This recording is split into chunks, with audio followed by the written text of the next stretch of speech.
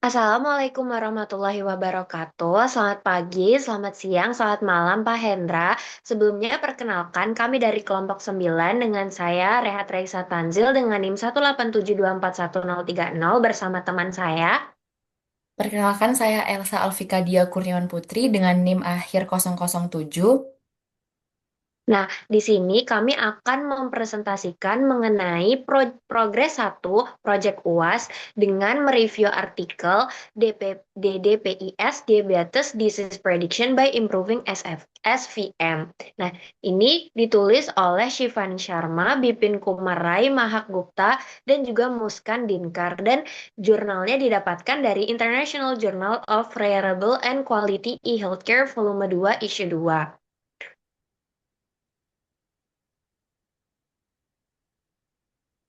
Selanjutnya, kami akan membahas mengenai apa saja yang akan kami bahas pada presentasi kali ini. Jadi, kami akan membahas mengenai progres satu sesuai yang diminta oleh Pak Hendra, yaitu yang berisi pendahuluan, ada latar belakang penelitian, dan juga tujuan dan kontribusi penelitian. Selanjutnya, ada dasar teori yang membahas mengenai support vector machine atau SVM, dan juga machine learning. Dan kemudian, ada metodologi yang membahas mengenai alur metodologi penelitian dan juga implementasi arsitektur sistem dan juga membahas mengenai dataset yang digunakan serta kesimpulan dari artikelnya. Nah, di sini saya akan membahas tentang latar belakang dari penelitian ini. Nah, dari eh, penelitian ini membahas tentang prediksi penyakit diabetes melalui machine learning. Nah, diabetes merupakan salah satu penyakit yang kronis dengan jumlah penderitanya yang terus meningkat. Nah, berdasarkan data, pada tahun 2019 terdapat 463 juta penderita diabetes di dunia dan jumlah tersebut diperkirakan akan terus bertambah hingga 700 juta pada tahun 2045. Nah, salah satu masalah utama diabetes adalah sering terlambat deteksi. Nah, di sini pemeriksaan secara manual membutuhkan waktu dan juga tidak semua orang bisa rutin untuk melakukan cek kesehatan. Nah, akibatnya banyak pasien yang mengetahui kondisinya itu ketika kondisinya sudah cukup parah. Karena itu, penelitian ini memanfaatkan machine learning untuk membantu memprediksi diabetes secara otomatis. Nah, metode yang digunakan adalah SVM karena cukup baik untuk klasifikasi antara pasien diabetes dan juga non-diabetes. Selanjutnya, saya akan menjelaskan tentang tujuan dan juga kontribusi dari penelitian ini. Nah, sistem ini itu dirancang untuk memprediksi kemungkinan seseorang menderita diabetes berdasarkan 16.000 data pasien. Lalu, selain itu, penelitian ini juga mengoptimalkan SVM menggunakan dataset UCI yang terdiri dari 520 data pasien dengan 16 atribut yang dimana hasilnya mampu mencapai akurasi sebesar sebesar 93,26%. Nah, penelitian ini juga membandingkan performa SVM dengan beberapa metode lain untuk melihat efektivitasnya. Dataset yang digunakan mencakup dari pasien laki-laki dan juga perempuan sehingga hasilnya lebih representatif. Lalu untuk eh, inklusivitas datanya dapat mengatasi kelemahan sistem sebelumnya yang hanya mendeteksi diabetes secara gestasional. Nah, DDPIS ini juga mencakup pasien laki-laki dan juga perempuan. Selanjutnya,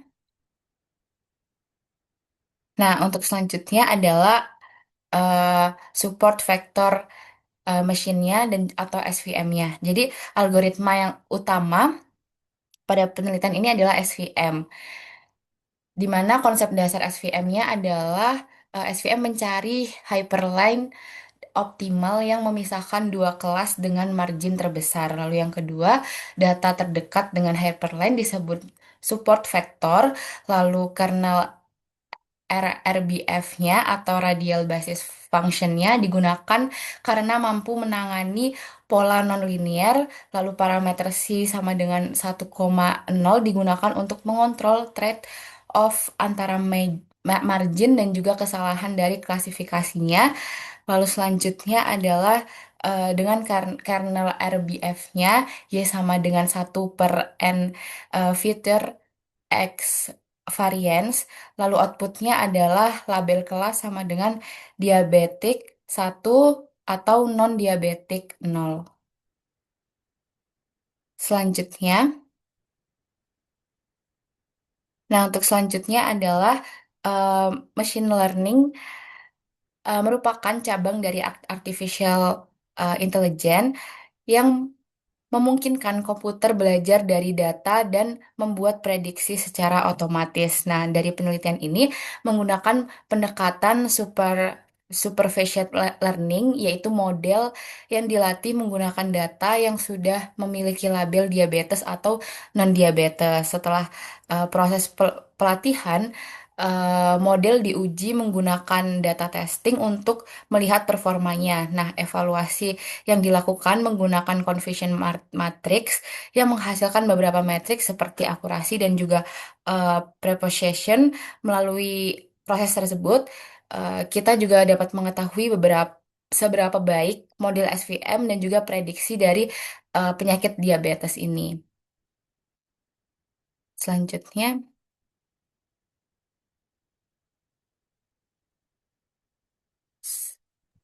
Baik, selanjutnya adalah masuk ke metodologi. Jadi yang pertama akan membahas mengenai alur metodologi penelitiannya dulu.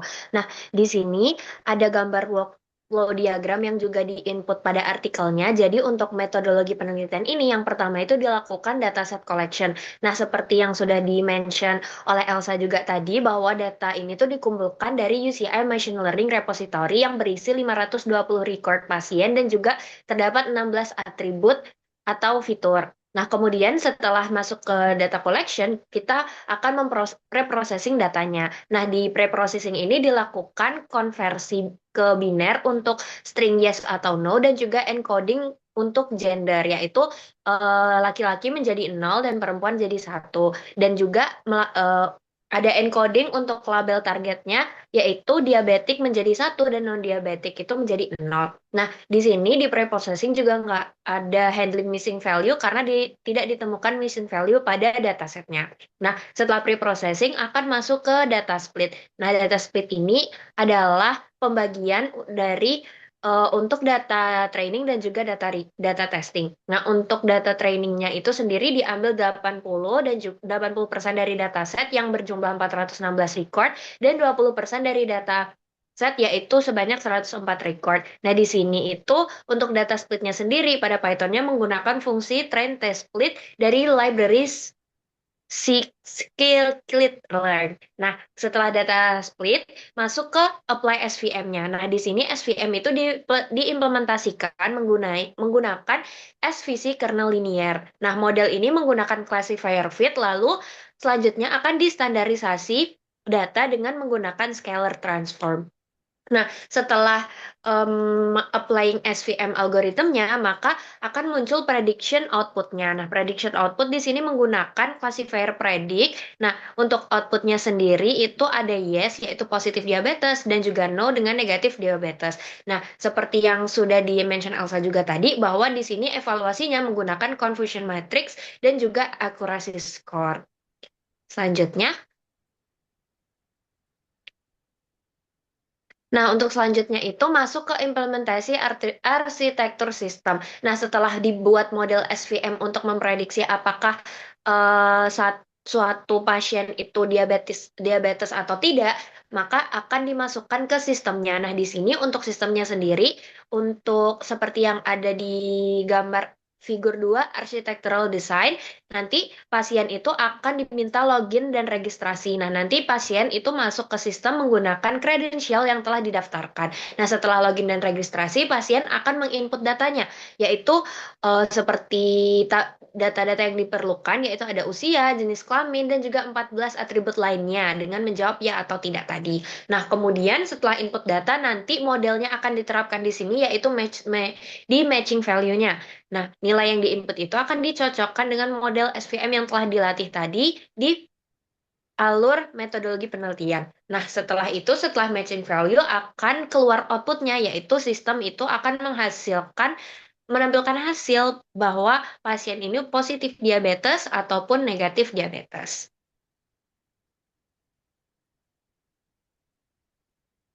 Nah, ini juga merupakan visualisasi yang diinput di artikelnya, yaitu di sini ada outcome count-nya dari model, yaitu 0 dan juga 1, yaitu diabetes dan juga non-diabetes. Nah, di sini juga di input heat map-nya hasil dari outcome modelnya.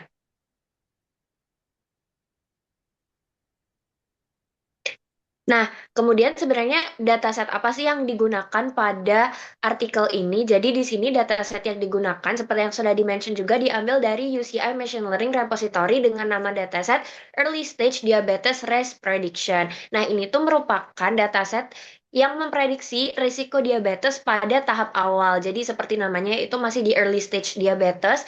Nah, kemudian dataset ini dikumpulkan melalui survei dan juga pemeriksaan medis terhadap individu di Bangladesh dengan tujuan membantu deteksi dini penyakit diabetes menggunakan teknik machine learning. Nah, seperti yang sudah dimention juga bahwa recordnya tadi ada sebanyak 520 dan juga ada 16 atribut di luar atribut target dan juga dihasilkan pada dataset ini itu terdapat 320 positif data diabetes dan juga 200 negatif diabetes. Dan di sini ada list 16 atribut di luar atribut target, yaitu dari age sampai dengan obesity, dengan age tipe numerik, dan yang lainnya itu dengan tipe binary.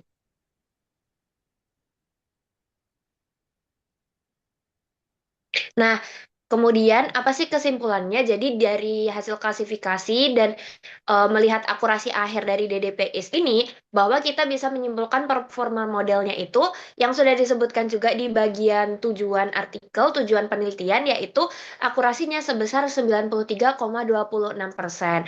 Nah, melalui proses standarisasi biner yang bersih pada 520 record tadi, dan juga integrasi fungsional pustaka Skikit-learn SVC, sistem ini berhasil mencatatkan akurasi sebesar 93,26%.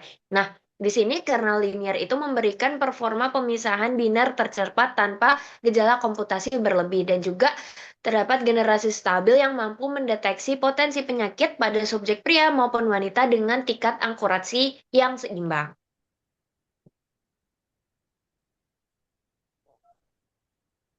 Nah, segitu saja untuk presentasi dari kami, kelompok 9.